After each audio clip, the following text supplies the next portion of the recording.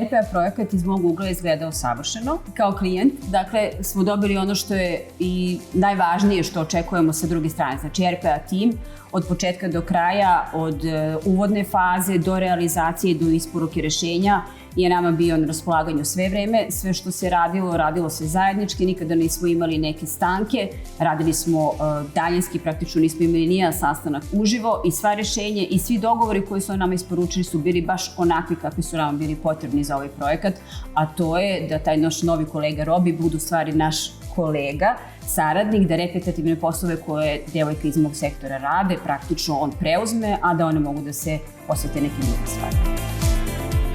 Previše benefita je generalno doneto u našu kompaniju uvođenjem RPA u naše procese. Jedna od najšaljivijih za početak je bila da robot nikada ne ide na odmor i da nikada ne ide na bolovanje, da radi 365 dana u godini, 24 sata ukoliko je to potrebno. Druga stvar koja je nama bila jako značajna, sem te šaljive, je činjenica da je mogućnost greške gotovo svedena na minimum, odnosno da ne postoji.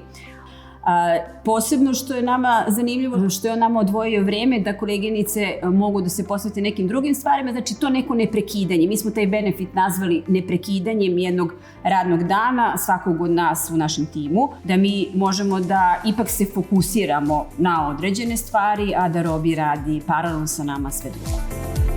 Od primene RPA sistema dobili smo mogućnost da radimo jedan deo transformacije u samim procesima na način da smo plastično rečeno ljudski rad zamenili sa radom robotike, odnosno elektronskim postavljenim sistemima. Sad, to nam omogućuje s jedne strane da te ljude oslobodimo za neke druge aktivnosti, a s druge strane, u trenutnoj situaciji na tržištu gdje imamo manjak radne snage, bukvalno smo omogućili da određene procese i određene aktivnosti u kompaniji obavljamo sa manje ljudi na efikasniji način. Sad, to bukvalno, znači, obuhvatamo, u stvari imamo dva aspekta čitavog procesa. Jedan je taj finansijski deo, drugi je taj deo koji se tiče u stvari ljudske radne snage, odnosno raspoloživosti ljudskog rada. Tako da sve smo pokrili sa ovim procesima koji smo trenutno postavili. To je jedan benefit, odnosno dva benefita. A treći bio jeste da nam postavka čitavog sistema omogućava da možemo da proširimo tu bazu aktivnosti sa nekim novim aktivnostima, odnosno da kako sam proces i poslovi nameću dodatne aktivnosti, da pokušamo da ih pokrijemo robotskim delom, a ne manuelnim ljudskim radom, tako da ostvarujemo dodatne benefite. Nadamo se da ćemo ih ostvariti u budućnosti.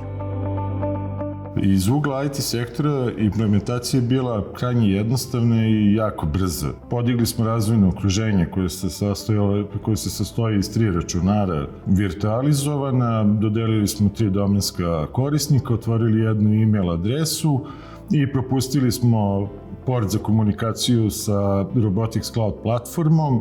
Da bismo otvorili taj port za komunikaciju sa platformom, morali smo da konsultujemo IT Strauss grupe, da se jednostavno obrazloži kao bezbednosna struktura rešenja security teamu grupe, security team je odobrio rešenje i onda smo pokrenuli projekat. Znači, krajnje nezahtevno, jedan od najlakših projekata koji smo imali. Što se tiče izbora procesa koje smo automatizovali, rešili smo da se vodimo instrukcijama koje smo dobili od RPA tima koji se bavi veštačkom inteligencijom i na njihovu preporuku izabrani su baš oni procesi koji bi bili najprihvatljiviji za automatizaciju. Što se tiče procesa čiju automatizaciju smo izvršili, neki od njih bi bili knjiženje izvoda, slanje izvoda otvorenih stavki, zatim fakturisanje napitaka i recimo izrada knjižnih odobrenja. Zaposleni na kraju cijele ove priče su veoma zadovoljni, mi smo zadovoljni u suštini kao kompanija i posao se dosta brže odrađuje, lakše, smanjuje se broj grešaka i ljudi su dobili priliku da vreme sada mogu da koriste za kontrolu, za razvijanje, za učenje novih nekih poslova, tako da to je win-win na kraju jednostavno i što se tiče novčanih sredstava i što se tiče samih zaposlenih.